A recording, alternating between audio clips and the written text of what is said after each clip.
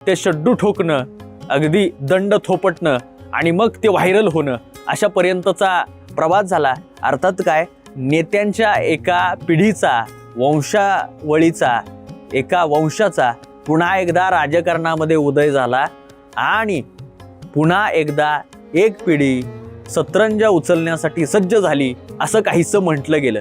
हे मी म्हणत नाहीये, हे महाराष्ट्र म्हणतोय, हे सर्वसामान्य माणसं म्हणतायत. अर्थात काय, तर आमच्याकडे फार सुंदर म्हण होती, हे जी प्रत्येक माणसाला माहिती आहे की काय ना की आजोबांना आमच्या आजोबांनी मतदान केलं, त्यांच्या मुलाला आमच्या बाबांनी मतदान केलं आणि मग आता त्या नातवाला आमची पिढी मतदान करणार.